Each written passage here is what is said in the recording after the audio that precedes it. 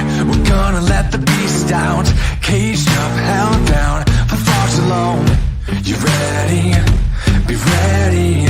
Breathe in, smell the victory. Breathe out, let go of all the doubt you feel. Believe, reject defeat.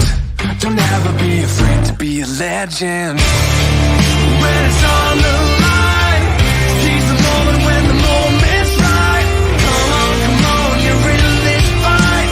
Don't ever be afraid to be a legend. Stand the test of time. Seize the moment when the moment's right. Come on, believe you're in this fight. Don't ever be afraid to be a legend. Hold up, are you listening? Focus in, we're looking to make history. Let's go, we know. Hey, it's Tuesday night, and welcome to the PreGame Blitz. Guys, we are going to have a great time tonight. When you guys see me just bust out in laughter at the beginning of the show, or really any time during the show, it's usually at because of the zany antics of our super fan panel that is behind the backstage. You guys can't see them, but I can. I've got this monitor where I see the show going on, and then in the background, the virtual background, these guys are lined up ready to appear on screen, and so they're jamming out to the countdown music and all that stuff. They're hyped up with caffeine and Coke and energy drinks, and anyway, all this for you guys to keep you informed, educated, and entertained. That's what we like to do here at the PreGame Blitz. It's Tuesday night. Welcome to the program, guys. I feel like I miss you guys a lot. I don't know why, but I do, because we couldn't do our show last week, and it's really my fault. It's the second week of the season last week, and I had to cancel the show because I had to take a pre-planned business trip. I mean, this trip has been planned for months in advance, since like March or April, something like that. And this year I'm doing a newer role with a company that I work for.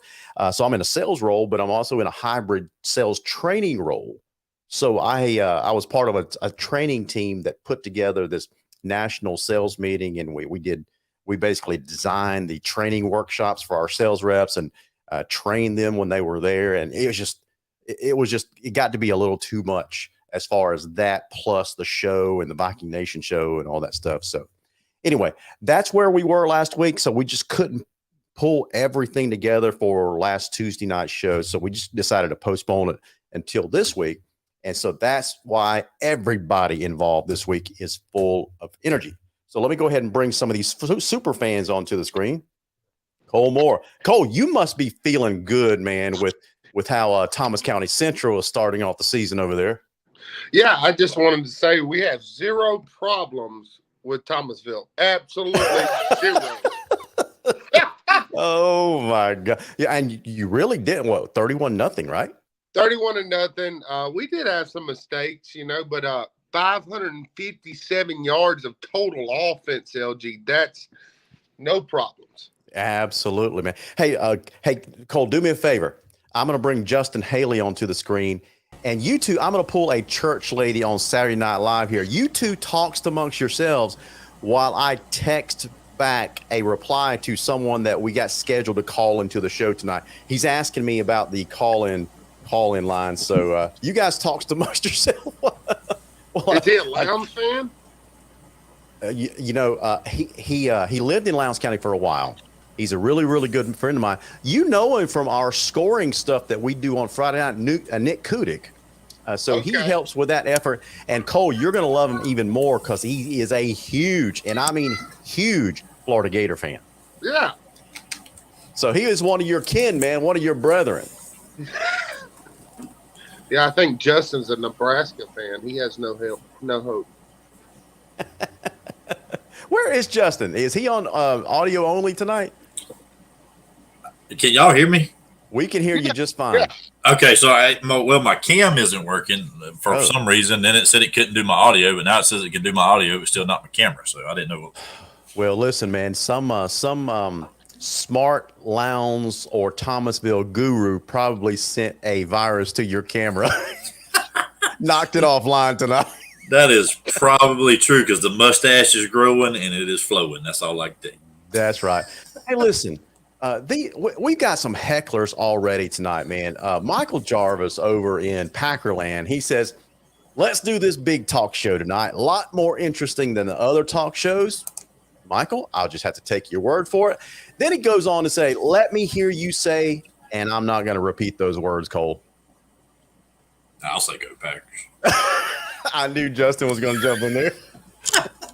Behind Westfield, Fitzgerald, Colquitt has got to be your number 3 team, right, Justin?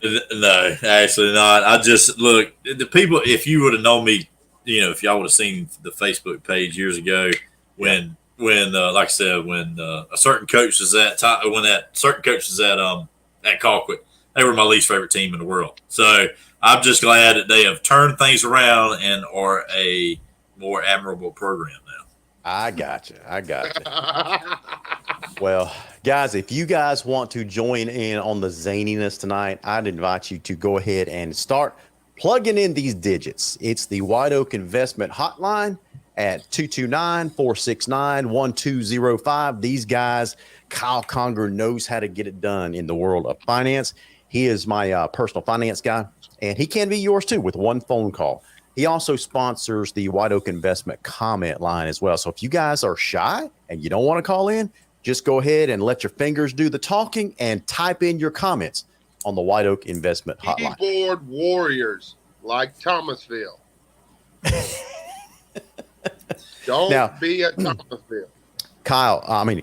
Cole, some people will be surprised at this, but Kyle Conger lives over here in Lowndes County now with his family, has a great family, goes to our church. We've been friends for a while, but I found this out a couple of years ago, but Kyle I think he's a former quarterback for the Colquitt County Packers in his fighting days in high school. Can you believe that I'm letting a Packer manage my money? Well, hey, they did a good job of it. Yeah. Hey, I bet he's gonna tell you, don't bet on them Vikings. Oh my gosh. That's smart. All right. You gotta cut it out with the Lowndes. Hey, you and Justin, man, because I hear about it every time you guys start. At the end of the show. I'm not okay. Look. Okay, let me stop. I want to congratulate Zach Grage on his first victory at Lowndes. There you go. Against a team that had 20 players. But congratulations. You didn't have to throw that part in there.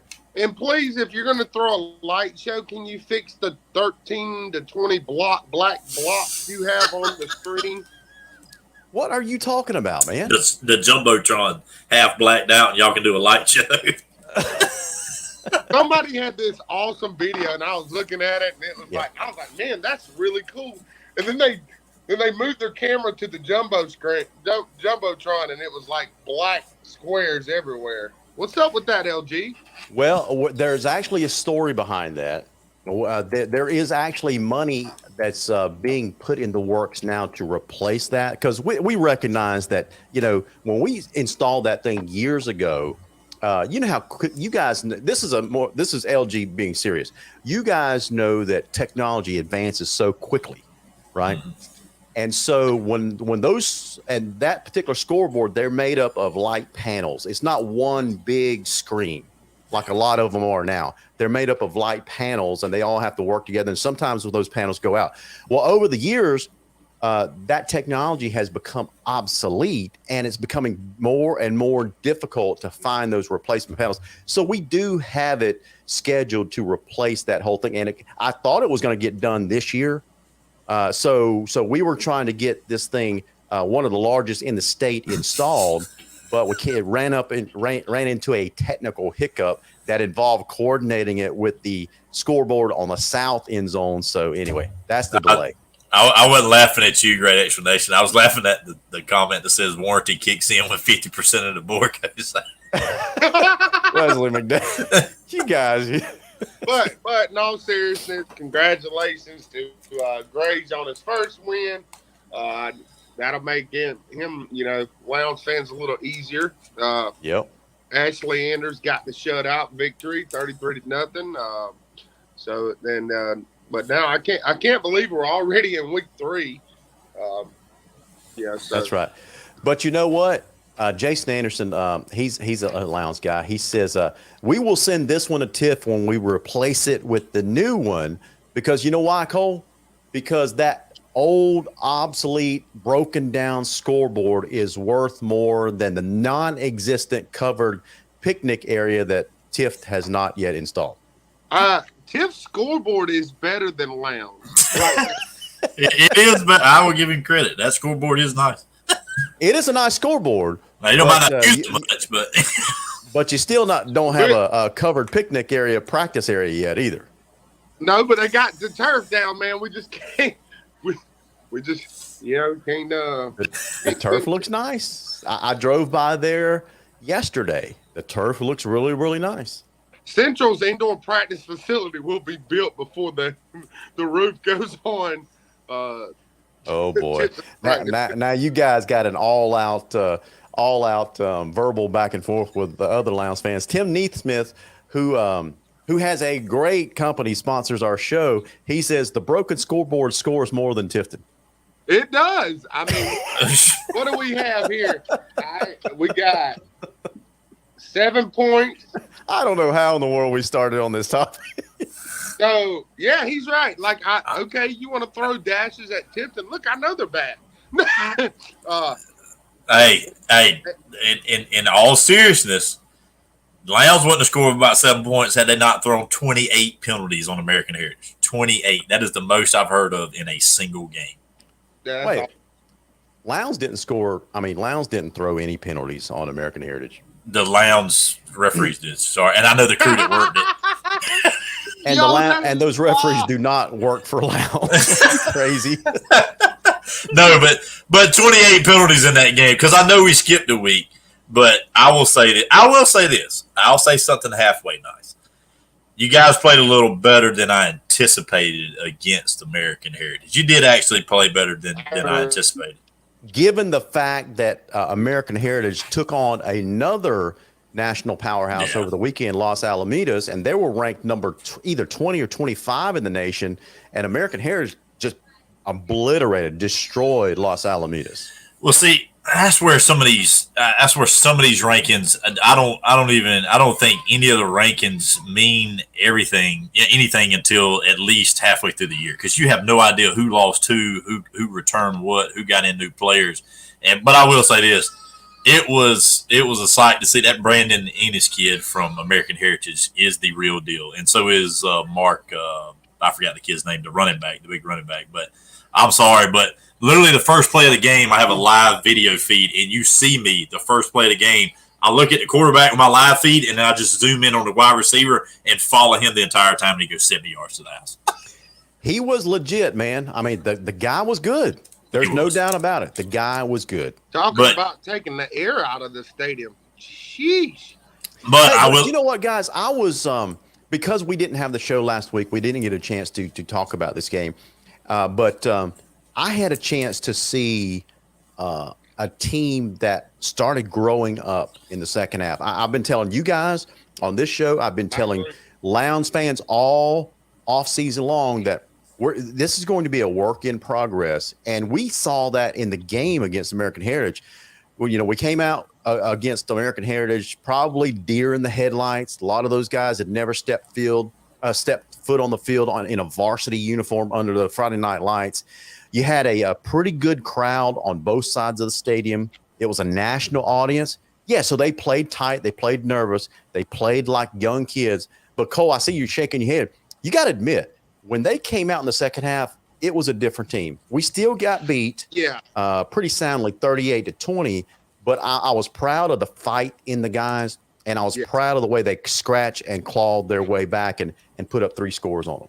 Well, I'll tell you what I seen coming back. I had the film. I still have the film from the American Heritage Lowndes game. I'm going to tell you what I noticed, okay? And I think y'all got a very special football player. So Lowndes fans that think I constantly bash Lowndes, I don't. The Parrish kid is going to be special. He is. Give him time, Lowndes. I know y'all are used to now, win now. I'm telling you, let the kid grow up. He played well in the second half against American Heritage, and he played well last week. Last Friday. So he's going to be a special talent. Just you are going, Lowndes fans, you're going to have to take some lumps this year. I'm not saying you're not going to be competitive. I think y'all can be competitive in Region 1. I don't think you're going to win the region. I don't think you're that competitive because I think that region title, it's going to be hard to beat Coughlin. Yeah, it is. But Guys, we saying, and I'm not trying to interrupt you, I'm just saying I could see Lowndes possibly finishing second. Yeah. I mean, listen, if you're a Lowndes fan, you've been waiting all off season and into week 3 to hear Cole Moore say, yeah, he's on the Lowndes bandwagon. Hey, listen, with that said, let me welcome a caller into the show. Y'all behave. Let me welcome a caller into the show. We've got Nick Kudik on the line. Nick, you with us? Yeah, man. Can you hear me? Yeah, we can hear you just fine. Cole, can y'all hear him? Yep. Okay, perfect. Nick, I appreciate you calling in. Let me just go ahead and introduce our audience to Nick Kudik. Nick he and his family, great family, lived over here in the Lowndes County area for a while. He was our youth pastor at Northside Baptist Church. And several years ago, Nick, if I make sure I get this right, you and your family moved over to the Brunswick area. You went to work with another church over there, and we've kept in touch over there. You have a love for high school football as well as those nasty college Florida Gator fans, Florida Gators. Oh. So listen, before we start verbally going back and forth on that, we got plenty of time for that. I wanted to make sure our fans knew how big of a high school football fan that you are. And Nick, you and I started texting Friday night scores to each other several years ago. And then over the years, it's kind of grown. So we have our own texting group, guys, that we share instant scores with each other for the games that we're all attending. And that group has grown a little bit over the years. And you came to me with this great idea a couple of years ago to try to put these scores on a website so everybody in the public could benefit from it as well. So to have this instantaneous scoreboard available on a website. So you and I have been testing that out. So anyway, how you been and what made you want to do that kind of stuff for our fans? Yeah, thanks, Larry, for letting me call in and chat with you. We lived in Valdosta for about 15 years, and then God moved us to a church here in Brunswick. But so we're over here, and what started the desire for a scoreboard update was I went to the website. I went to several websites, Max Prep, some others there local in Valdosta. Yeah. And I noticed that these websites were just not updated. I mean, games would be over, right, and then the scoreboard is kind of like still showing in the second quarter, right, or some kind of craziness like that. Right. So I just started thinking, man, how can we make get live updates? And so I mean, Larry, I think the first time we kind of went out there outside of just us texting each other was like trying to do a texting thing through Google. And that was okay, but then it was a two-way texting. So we would have people commenting and things like that. And we were really just trying to get the scores out there. Right. And so, I played high school football. I've always followed high school football, love it. And so the desire is there for that. And so I wanted to keep up to date on what's happening around the area or around the state and North Florida. But there's just not a place out there. So you and I have just every football season, you and I are trying something new because we still haven't found what that looks like. That's right. So, Nick, I've got to let you know something, man. So, our super fans. I don't know if you actually are watching the show right now, but our super fans that I have on the screen with us, I've got a couple of really good guys, but every once in a while they can be knuckleheads. And so we have this private chat thing that we talk back and forth while the show is going on that the audience cannot see. And so when I introduced you as my former youth pastor at Northside Baptist Church, one of the guys says, "That's wrong with LG. He's a Baptist. Makes sense now." Oh, wow. Wow. Larry, I don't know. I think your verbiage needs to change. Yeah. I don't know that I would call them super. Uh-oh. Just fans. Just fans. Just fans. They listen, you got to trust me on this. They are super fanatics, just like me, man, when it comes to this football stuff. So, hey, listen, I appreciate. I've never met Cole.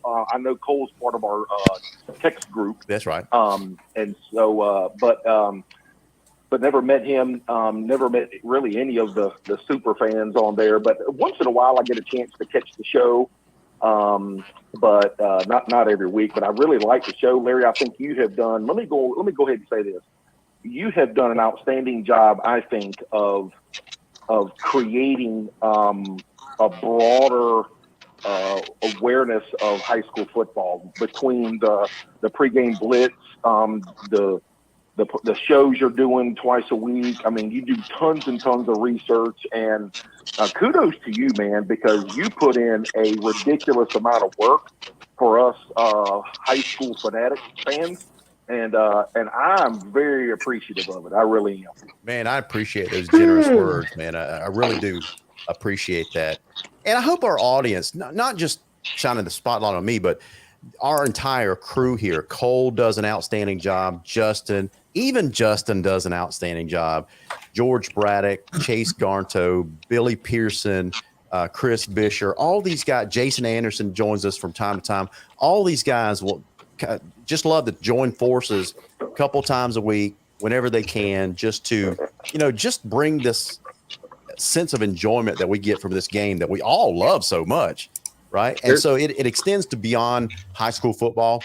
Like I said, I kind of alluded to the fact that you are a big Florida Gator fan as well. So I figured you and Cole would hit it off immediately because Cole is a huge Florida Gator fan. And so, oh, wow. Okay. So your Gators, Nick, have been down on their luck the last several years. You got a new coach. Briefly, what do you expect out of the Florida Gators now that Billy Napier is there? Yeah, well, let me say this. I've been a Florida fan. I grew up 30 minutes from Gainesville. So I became a fan of Florida during the Charlie Pell era. Okay. And so, I mean, I'm talking about back when they were sure enough legit terrible. And so I grew up, my dad taking me to games. So I got, tremendous opportunities to go watch some of the big names that have played through the Gator program. One of the things that I see about Napier that I like is, and I know if you follow college football, you hear this cliche, attention to detail. Right.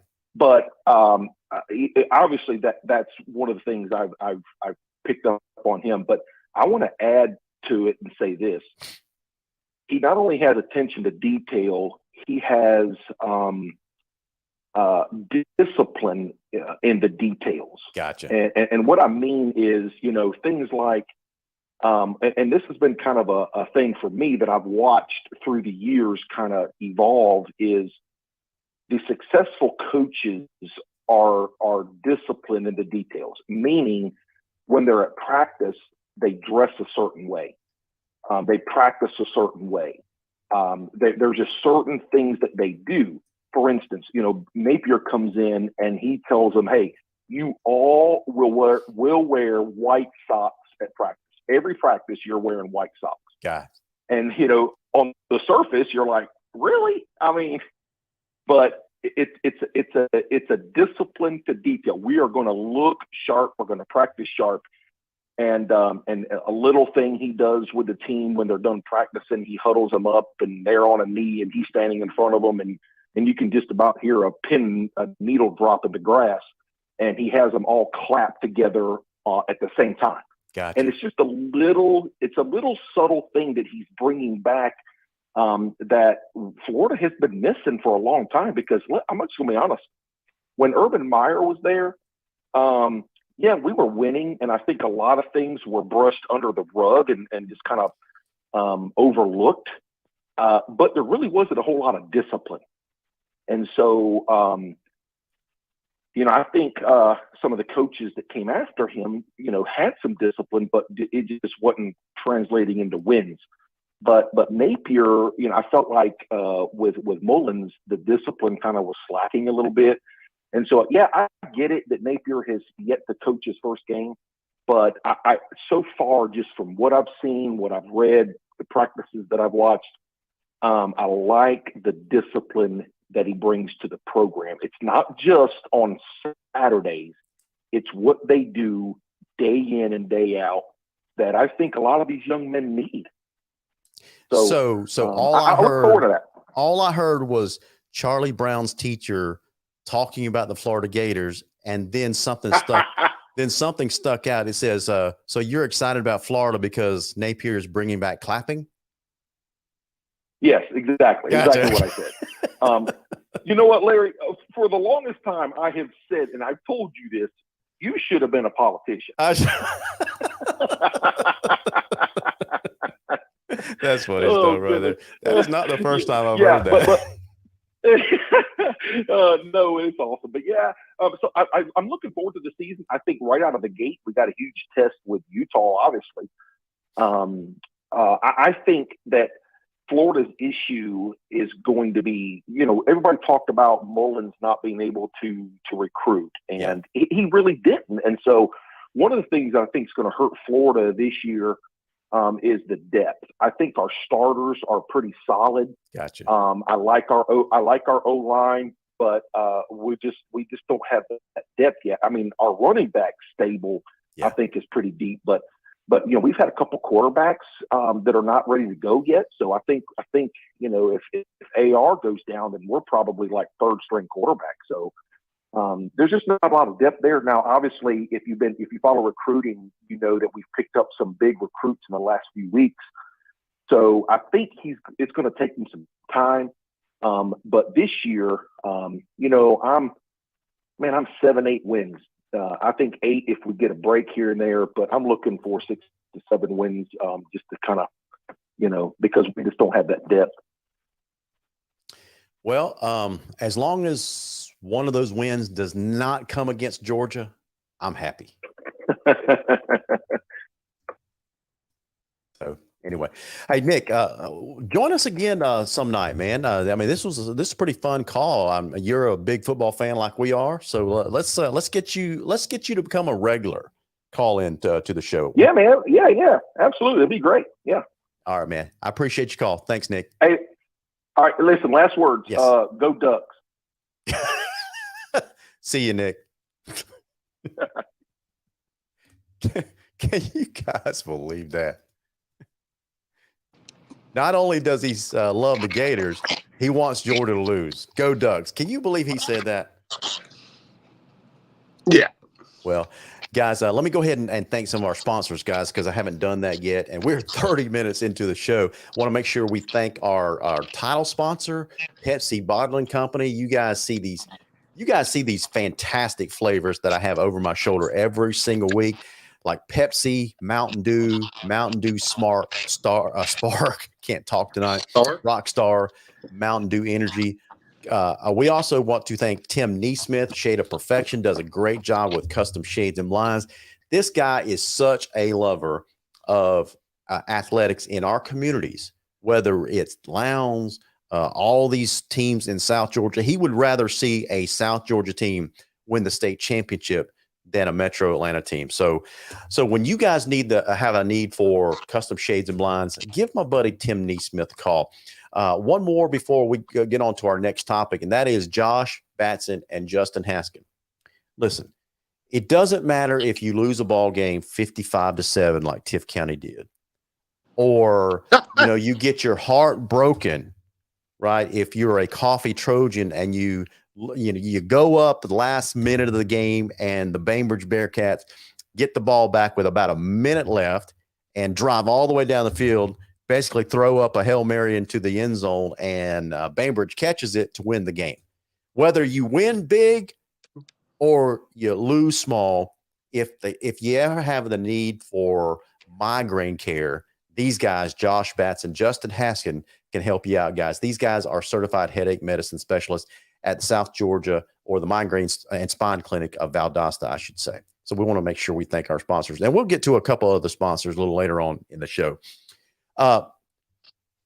So Cole, Justin, I want to show you guys something. I had a chance to interview last night about 9:00 Eastern time, the head coach for the Miami Central Rockets. Were you guys, this is getting on the national scene, but were you guys as shocked as I was to hear that IMG went down to Miami Central? Not very shocked. Yeah, I mean you're always shocked when you see IMG go down. Because we're so used to they get all that talent. You are shocked when they go down, unless it's a Modern Day or St. John's Bosco, so someone like that. You're always shocked when someone like IMG goes down with the type of talent they're able to bring in. Yep, absolutely, man. So look where American Heritage is in this week's poll. This, by the way, this poll is put out by Joe Mamone at National HSFB or nationalhighschoolfootball.com. Check out where American Heritage is ranked this week. They've moved up to number 9. St. Thomas Aquinas is number 10. Look at Buford. They are inching very, very close to the top 10. And I think in the next couple of weeks, they're probably going to break through the top 10. But there's a couple of other Georgia teams on here that caught my attention.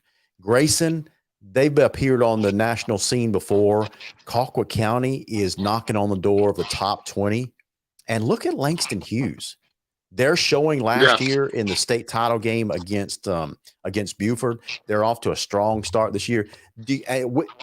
In our poll that we did over the summertime, I think a couple of you guys, I think Justin, I can't remember, Cole, if you did, but y'all put Langston Hughes way up there. What did y'all see in some of these teams like Langston Hughes that made you know that they were going to be a team to be reckoned with this year? Well, I mean, I had them number 1, and I had them winning state in 6A. The run they had could have very easily beat the Buford team we praise so much. If they had, practice kicking a little bit more, they probably would have won a state title. That's right. However, they did bring a lot of talent back and in. That's right. Just like we talk about Buford, Langston Hughes is going to be one of those programs we're going to look at in 5 to 10 years, LG, and say, they're a powerhouse. I think this is a team that their administration believed in the vision. Yep. And, that's all it takes. If you have a coach with a great vision, let's look at Dean Fabrizio for an example. All right. What was Lee before Dean Fabrizio? I mean, a baseball school. I mean, when you've seen them on your schedule, that's a 42-7 win at least. Yep. And they're not. They're a powerhouse now. And I think the same thing with Langston Hughes now. They're going to bring in talent just like Lee does. I mean, it's going to be one of those schools where you're going to want to go play ball. Not that they're doing anything illegal. That's right. I'm not saying they're doing anything illegal, but in today's high school football, if I had a son and, looking at their D1 prospects, hey, maybe they can get my son to go D1. You know what I'm saying?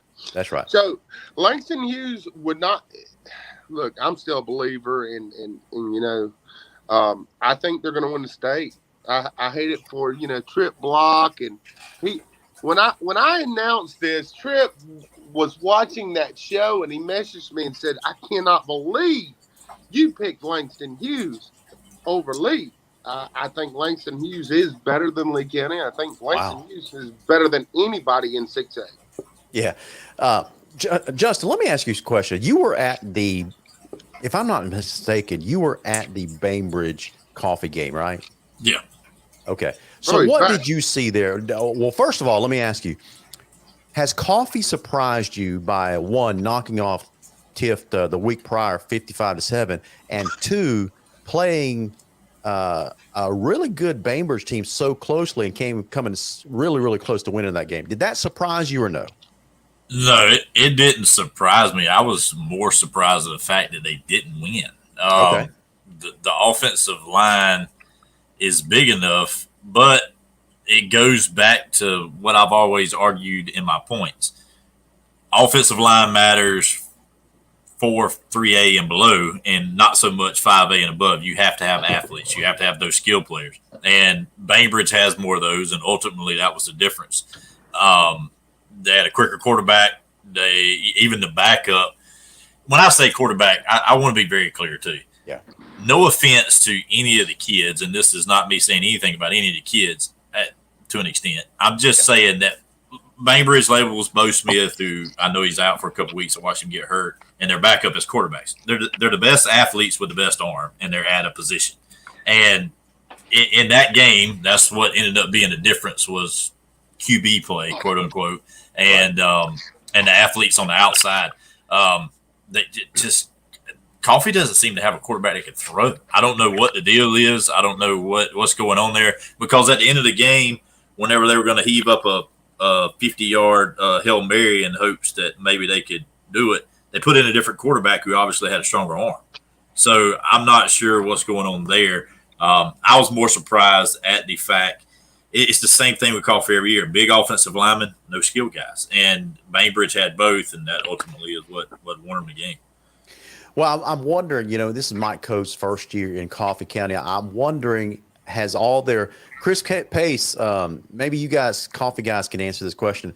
Have all the skill guys graduated and you got some younger kids filling those spots, or is it just not just, maybe the cupboard's bare for this year, next year? I don't know much about Coffee football, but it is interesting to hear some of the comments that you just made. So Chris Pace says, Justin, you hit the nail on the head. I know it's the same thing with Coffee every year. I'm not sure exactly what it is. It's always the QB play and just not enough skill guys. Big offensive linemen, big running backs, but again, that only gets you so far. Right. Yeah. Right. Can I say Yes. something, LG? Yeah, man. So I looked at the film, and I told a lot of my Coffee friends, didn't have the heart to tell Chris Pace or anybody like that, but I was telling people, some of my close friends, I was like, they were beating their chest, and I was watching the film versus Tifton, and I was like, Tift County's not. I kind of already. I had told you off season. I said Tift County's probably not going to be any good. If you can run on Tifton, you can run on Tifton. If you have any kind of run game, you can beat Tift County. But when you play a Bainbridge, right, or you play a Ware County, you cannot just run the ball. Number 20, I think it was, for Coffee, really good football player at running back. Mm-hmm. But when you start playing these teams that are willing to put 9, 10 guys in the box and daring you to throw it, and you can't throw it, you're going to lose some ball games. Yep. This was a game that Coffee could have won, probably should have won, wasn't there. But not having those skilled guys and not having a quarterback to get it to them ends up hurting you. And you take losses like that. Look, starting quarterback goes down, and I heard I've seen the backup on film. He looks pretty good, but still, you should have been licking your chops to finish Bainbridge, and you can't let a team like that hang around. That's right. That's right. Hey, before we continue with our show, I want to thank a couple of other sponsors. White Oak Investment talked about Kyle sponsoring our hotline, whether you're talking about the call-in line or the comment line. You guys are very active on the White Oak Investment comment line tonight. Some great commentary that I'll display on the screen in a couple of minutes. But I also want to thank Matthew Godwin at Verizon Wireless on Perimeter Road. Guys, if you need a smartphone like an iPhone, Android, any type of accessory, maybe you have a small business account that you need set up, or maybe even move over from another provider to Verizon, Matthew can help you out at Verizon Wireless on Perimeter Road. Freedom with Steve Nichols. This is a different show. Cole, I've noticed that you've started watching the show every morning, and you'll comment. Chase Garnto's been watching it some. And so Steve does a great job of basically singing the message of freedom, conservatism, that kind of stuff. But he does it with a kind of a flair that's it's pretty interesting, pretty entertaining, don't you think, Cole? Yeah, dude needs to be on that. Dude needs his own show, like on TV. Like, I mean, it's so funny. Like yeah, I said, it is pretty entertaining. I get to work early, so some days I'll get home from work and I'll go back and watch the show. Right. And that's, if you're having a bad day and you need a laugh, you need to tune into that show. It is awesome. Yeah, it is a good show. And we do have a companion website that's being worked on now. It's about 90% complete. It's called freedomnetworks.com. That's networks spelled with an X, freedomnetworks.com. So give it a check. Give it a try. I think you'll like it. We also want to thank Commercial Banking Company for all your banking needs, 229-242-7600, whether you need a personal checking account, savings account. Yes, they do still make savings accounts. And in this topsy-turvy time of financial woes, we need to be saving more money. And the CBC folks can help you with that. Whether you need CDs, IRAs, auto loans, mortgage loans, trust your money with the hometown bankers, as in Commercial Banking Company, CBC Bank. That's who we like to do business with. So thank you so much to our sponsors. Let's get back to the content of the show. We've got some great commentary tonight. Chris Pace, we were talking about Mike Coe a while ago. He says, I call it the welcome to Georgia high school football for Coach Coe. We showed we can come back from being down in a game, but we didn't show that we can hold the lead, which is true. Interesting commentary, Chris. That was the test in that game. We learned from this one. This was the game we may have needed to lose. Growing pains.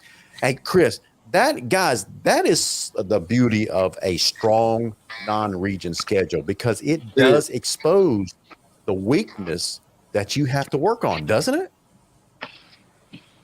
Yeah, I mean, Chris is very, very true, but I want to tell Coffee fans about the comments I just said.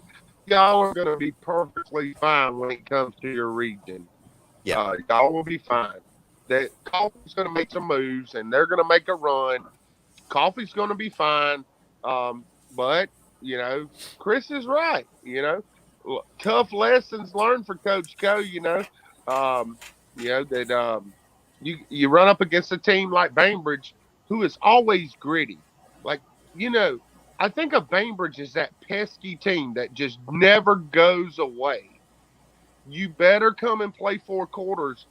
If not, they will beat your behind. Jeff Littleton. They have always been that way, Cole, right? Yeah, I mean, even before Jeff Littleton, Bainbridge football team. When you think of Bainbridge football, you think of a very scrappy team, and now they're well coached. Jeff Littleton, to me, is one of the most underrated coaches in the state of Georgia. Nobody really talks about him, but he's constantly has Bainbridge. You gotta put them in that talk for that state title every year. Right. I mean, because they're so well coached, and if you come in there cocky, you get beat. Yeah. Hey, Justin, I'm going to ask a question of you that Adam Estes, he's a big Tiff County Blue Devil fan. I don't think it's fair to ask Cole this question, so I'm going to ask Justin, because as much of a hard time as we like to give Justin, Cole, the guy is pretty knowledgeable when it comes to high school football, and his insights are pretty spot on most of the time. So, Justin, that's why I'm going to ask you this question that Adam Estes has. It says, do you honestly think? Well, no. Here's the question. What do you honestly think happens if Tift County doesn't get a W this year? So, before you answer that, Justin, let me rephrase that question for you. Do you think it's possible that Tift County does not get a W this year? I haven't looked at their schedule completely, but I don't think it's quite that possible because I mean you still got Tyler Parker. I mean one man can't win a championship necessarily, but he can probably will the team to at least one win. So I don't think that's going to happen. But I think that the same thing is going to happen if you don't get a win versus if you get 3 or 4 wins. I think Nodine's gone regardless. LG, You're muted. LG, I can't hear you. Yeah, my fault, guys. I muted myself while Justin was talking, so my fault. So I don't think they're going to get rid of him this year. I think they're going to give him at least a full 3 years. That's just my opinion. But here's who Tift County plays. So they took on Coffee. They were playing Dutchtown last week. Now this week they're at Colquitt County, which is, let's be honest, probably another loss. That's a loss. Then they go to Thomasville 2 weeks after that. They've got an off week. Then they go to Thomasville. So Thomasville is winless right now. So who wins that game? Thomasville and Tift County. Thomasville. Oh, wow. Are you serious, Cole? Yeah, number 9 for Thomasville. I can't think of his name, but he come on in the second half. Very physical runner. I don't know the kid's name. Now, the problem with Thomasville is they've got to find an identity. They're throwing 2 quarterbacks, a quarterback here, a quarterback there. Thomasville's a tough place to go win a ball game. Okay. It just is. You know, regardless how I feel about them, it is a tough place to go. But there's a winnable game on that schedule. Yeah. If they can't beat Gadsden County, something is terribly wrong. Well, Gadsden County, Lowndes just got through playing them. I'll tell you, Gadsden County, if they've got this funky wishbone type of offense. It's true wishbone. And they've got some pretty big linemen. If you give them some momentum, they had some flashes in that game where you could tell with a little bit of practice, they're really good at running that wishbone. I don't know much about Tift County's defense as far as stopping that type of running game. But that game might be closer than you think, Cole. Well, no doubt. I mean, Tifton was gashed against Coffee on the ground. Yeah. I hadn't looked at the Dutchtown game because I've looked at Bainbridge, and that's really where the focus is. I hadn't looked at it, but see, here's the thing: Tifton, all they had was a kickoff return for a touchdown. Right. Against Dutchtown, which was Tyler Parker returned the kickoff. I mean, LG, you got to score. I mean, you scored 7 against. Let's go back. You scored 8 against. You scored 8 against Lowndes in a 3-quarter scrimmage. Okay, you scored a touchdown on Coffee's 9th grade defense, and then you had a kickoff return for a touchdown. Yeah. So it's just, you know, I hate to be the bearer of bad news because it just does not look good for Tift County. And you feel now you wonder, where is the kids' morale? They've got blown out for 2 weeks in a row, right? That's right. Now they got to go play Colquitt County, who is a state championship contender, with all these D1 athletes in the hog pen, which is a tough place to play. I just wonder where the kids' mind are. Are they willing to play hard for Coach Dean and that staff? That's the only question mark going forward. They're not beating Colquitt. You hang that up. And as of right now, LG, I agree. I'd love to tell Tift County fans there's a game in the region, just one game you can win. But right now, I can't because you can't score a Houston County. You That's don't right. have the firepower. That's right. Veterans Hey. looks a little bit. Veterans looks better than we all anticipated. This is a tough region, just like Tifton's used to. Yeah. Now you add Thomas County Central, has basically looks like they're rising from the ashes, so to speak. So this is going to be interesting the rest of the way. I'd rather now if Noel Dean gets those kids to fight and you get some close games, but you lose them, that's different than just getting blown out completely. I agree, man. I agree. Hey, one of our commenters on the White Oak Investment comment line, Armand Rashad says or asks, "Is it too late to call in?" No, Armand. I put the phone number back on the screen if you want to call in. Got a few minutes left in the show. Hey, listen. I also want to highlight a new segment that we're doing. I'm kind of springing this surprise on our other super fans here. That late in the show, we've got another segment called the Migraine and Spine Clinic of Valdosta Pain segment.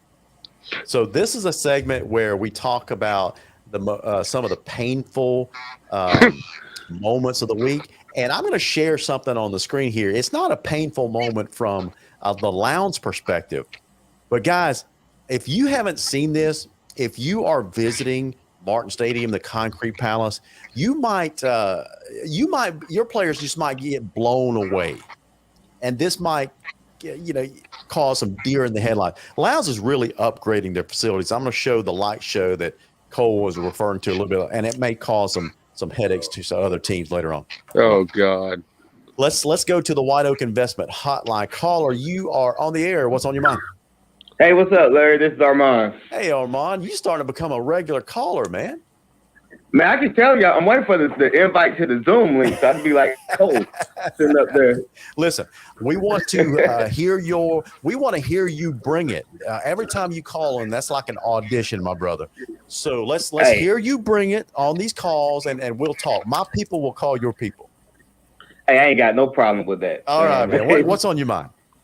Man, just some Vikings, man. I'm really proud of the boys. They turned it around last week. And you can see this team really starting to gel and really starting to get an identity. Unfortunately, I'm a miss Friday because I'll be out of town. But man, I'm just so happy that these kids are still playing hard. I think the American Heritage game gave them some confidence because as we spoke about maybe a few weeks ago, how loaded that team was. You saw these boys get out there and they did not quit. They did not give up. They just kept fighting, and it made it pretty much a respectable showing for themselves. So, man, these Vikings I'm telling you, we might not win every game, but we're gonna be in every game. I have no questions about this team right here. Listen, Armand, the way that I would describe what you just said is the way that I like to, I guess, describe all our teams at Lions. Yeah, you might whip our tail, but you are going to know that you were in a fight, right? Because you are going to come out there beaten and battered, and we're going to throw everything that we got at you, and we're never going to stop. That's the Viking way. Yeah. And also, and this is what because I heard y'all talking about Clifton, and I didn't get a chance to watch Clifton play. But the one thing I can say, when I look at Lounge defense, like they're never out of position. Now the kids might, get out athletes, get out jumped or whatever but they're never in position, being out of position. You don't see any blown coverages. And this team here, I'm telling you, they coach hard and they're playing hard, man. That's right. And that's all I got to say. And then we didn't have negative 1 yards passing either, like the other team did. But sing it, man. Sing it. I'm loving what I'm hearing.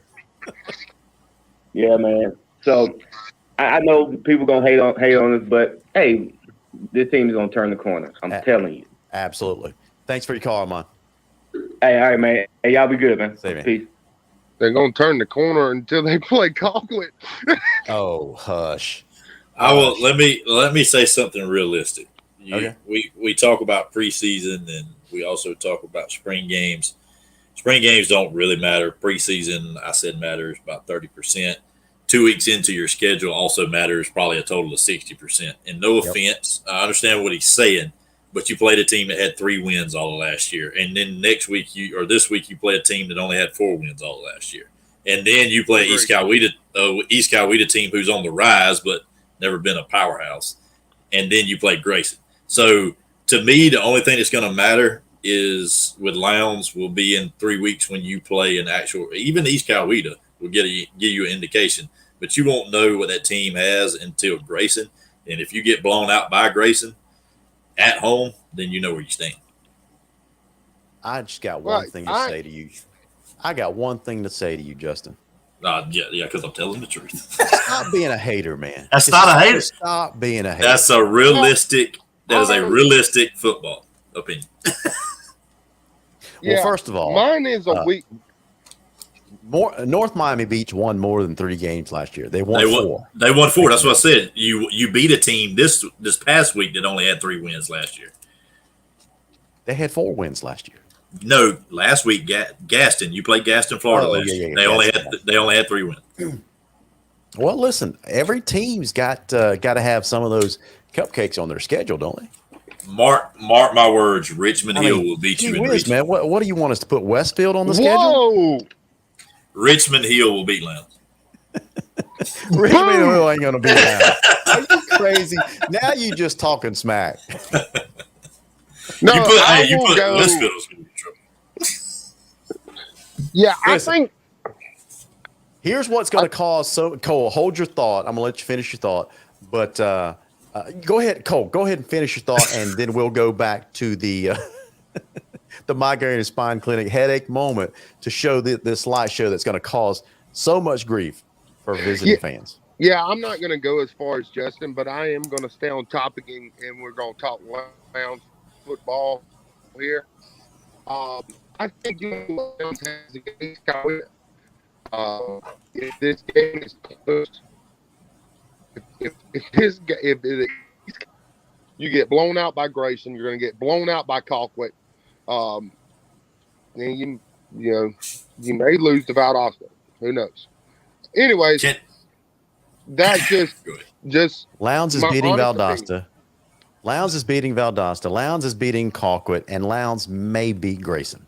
You need to go see the migraine clinic because you bumped your head. Y'all are crazy. All right, let's take a look at this light show that you're talking about. Check this out. Do we have to put a warning up that says if you have seizures, etc.? No. Check this out. This is the view from the look at that. Look at that. From the bandstand there. You know who else? LED lights coordinated to the music. I mean, it just looks great. And so when you couple that with that 450 member band, how does it grow 100 members each week? What are you talking about? It went from 350 to 450. Where are you getting these numbers from? Well, that's usually an average. We average anywhere from, I don't know what that. We average anywhere from 450 to about 400 every year. I think last year it was 375. This year it might be pushing 400. 3 years ago it was 450. So we kind of average right in there, 4 to 425, something like that. Do you want to know something funny? That I will say this, and let me make sure I word this correctly. Okay. Not say the exact words. But the coach, what's his name, Mike Smith of American Heritage, was told about the band and that they would play. Yeah. And he said, "We don't give a crap about the band. We're still going to win." So he never argued. And I will say this: an official was told about the band directly in front of me. And I think I have it on live stream. And the official said that we can warn them, but they'll just play even louder. We're not going to throw a flag. That were the exact words. And that's why I said Lowndes referees. No offense, because I think I caught that on live stream. Well, he's incorrect. If he said that, he's incorrect because if Lowndes' band gets a warning, they always stop. Yeah, I know. 100% of the time. I think it was the heated It just exchange sounded that like was he kind of just going on. I think what he meant was even if I give them a warning, the crowd will become even louder. That's what he meant. That's what he was talking about. But I gotta make it sound one sided. Let me have my moment. I hear you, man. I hear Can you. I address something too? Let me say something. Yeah, I see Lowndes fans are saying Colquitt hasn't played anyone. It doesn't matter. It doesn't. I'm telling you, Colquitt is a different team this year. It does. They have what I'm talking about. You got one of the best tight ends in the state. You've got one of the best wide receivers in NICAR. You've got one of the best running backs in Charlie Pace. You have those skill guys that go along with that offensive line and defensive line that creates a full team. Lowndes doesn't have that yet. You just don't. Justin, Yeah, I got to I ask wanna- you something that every Lowndes fan is screaming at the screen right now, I'm sure. They're asking or screaming, why does Justin hate Lowndes so much? But I don't. See, that's the thing. Yeah. You guys have never heard me talk about Lowndes in a bad way. Here's the thing. Well, I follow certain elements from other schools that may migrate to your school that I don't particularly care for, and then start talking about your school. Maybe so, but it doesn't mean that I don't. I dislike Lowndes. I like Lowndes. Every time I go to Lowndes, I have a good time. I stay till you, man. I hear you. I think you shaded on the side of anti-Lowndes, but you're not full-blown anti-Lowndes. But it does come across sometimes as you do go out of your way to go after Lowndes, but you don't go out of your way to go after some other programs. That's just what Lowndes fans tell me. I'm relaying a message. And I'll say this: the reason why is because here's what I can't stand. It's like Cole said: if you pick on Tifton to Cole understands Tifton is terrible. All right. If you pick on me about Westfield, I will tell you we play GISA football, and we only gonna beat certain single A schools in public, and we'll barely beat a few of those. Right. I'm realistic. All right. The difference is I don't like non-realistic fan bases. And no offense, Lowndes for the last 2 years in South Georgia has had the most non-realistic fan base out of any South Georgia team. Yes, you have. That's not Yes. an outrageous statement. That's not an outrageous statement. But listen, regardless of how outrageous I think your statements are, guys, y'all you got to keep remembering. I'm talking to the audience now, and including some coaches in this area. Y'all got to remember, this is a high school football show made up of fans that are talking about football. No one is criticizing coaches. No one is lambasting administrations or anything. We're just having a good time as fans talking about high school football and the teams that we love. Do we pick on teams in Justin and Cole's comments sometimes? Yeah, it could come across that way. But these are good guys. So stop giving them such a hard time. They're not haters of any program right there. I know these guys. I talk to them all the time. Some of you guys accuse me of bashing assistant coaches and things like that. Could be farther from the truth. We're just fans having a good time talking about high school football. So if you think we're hating on a particular program, it's not true. We're just having a good time talking about. We're just trash talking. That's it. If you don't like that, then this is probably not the show for you. If you are a thin-skinned coach, this is not the show for you. Our intent is never to bash or put down coaches, run them into the ground, but we are going to have a good time on this program, and that's it. So anyway, Hey, that's me on my soapbox. LG, can I say something real quick? Candace Marie says Justin is a fake analyst. I've never claimed to be an analyst. Love it, man. I love Candace Marie. She just tells it like it is. Cole, you said you wanted to say something. Go ahead, man. LG. Yeah, me and Justin have become pretty good buddies over. I don't know, since we got and him sometimes get these messages from certain investors that were passionate. I would say that, and I'm not trying to take Justin's word. I can speak on his behalf and my behalf. High school football is that, and all people want to do is promote these kids and promote high school football in the state. Justin does a wonderful job. I mean, if you only knew the mileage this guy travels, it's ungodly. And he's not getting paid to do this, but he does it for high school football in this state, and his passion for high school football. Yeah. And listen, some of our commenters on the White Oak, listen, I'm going to shamelessly plug my sponsors. Some of our commenters on the White Oak Investment comment line are not buying what I'm selling about Justin and Cole. Especially Kansas Marie says, Larry, we've seen Justin on other platforms, so you don't need to take up for Candace Marie. You're right. On those other platforms, I have nothing to do with that. So he says what he wants to, but on this show, he's most of the time 99% well behaved, and we appreciate that. I think he gives really good insight on a lot of these programs. Jackie Fender says, if it walks like a duck and talks like a duck, it's probably a duck. Is that her way of saying go Oregon Ducks? She must. No, I'm just kidding. I'm just kidding. I will say this real quickly. I have traveled so far this year in 3 weeks. I actually misspoke on a post I did. It is 832 miles in 3 weeks so far.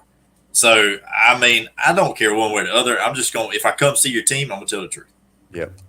So the last thing I'll say, we got to end this show soon, but Chris Pace is cracking me up. He says, why does it always sound like Cole is going live from Jardine Stadium? Chris is a coffee guy, and he's picking on the fact that the cell phone coverage at Jardine Stadium, Coffee County, you got to step up your game when it comes to Verizon Wireless or something out there. Matthew Godwin, where are you with the Verizon Wireless? They need a tower out there by Jardine Stadium. That's all I'm saying, right, Chris?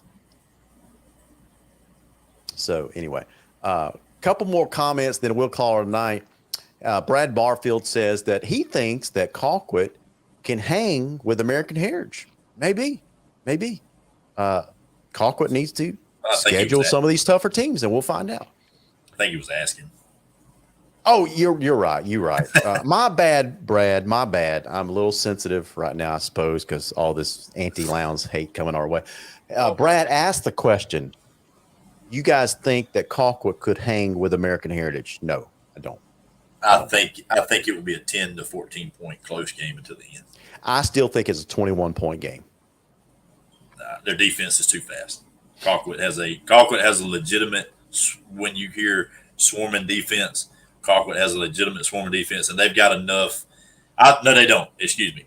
They got enough to put pressure on their offensive line and get in the backfield. That was the thing you guys didn't do a ton of, was get pressure on the quarterback. They have if you watch, I know Deerfield Beach is bad. I get it. But if you watch it objectively, they have a skinnier defensive line, but they shoot the gaps, and their hands are so quick, and they just blow past the bigger offensive line. And I think that'll be the difference. That's right. Well, it could be. But you know what? We'll find out later in the season when Lowndes goes over to the Hog Pen to take on the Colquitt County Packers. So we'll see.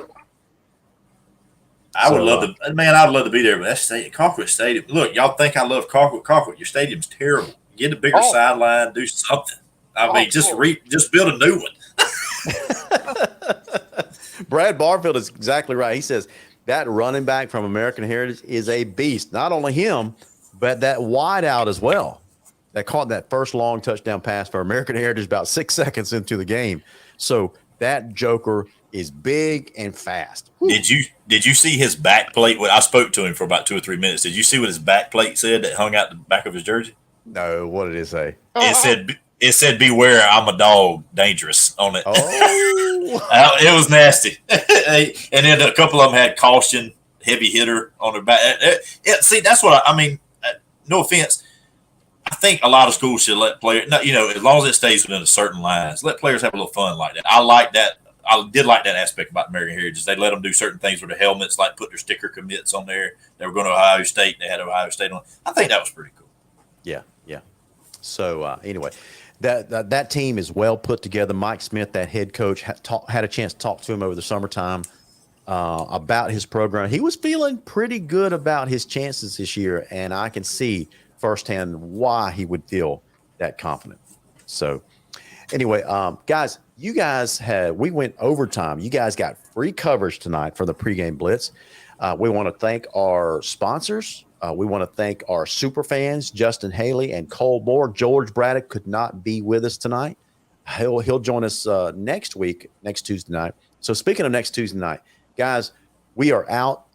Please join us next Tuesday night for another edition of the pregame blitz. On behalf of Justin Haley, Cole Moore, I'm Larry Godwin. You guys have been watching the pregame blitz. So we'll see you guys next week, and go Vikings.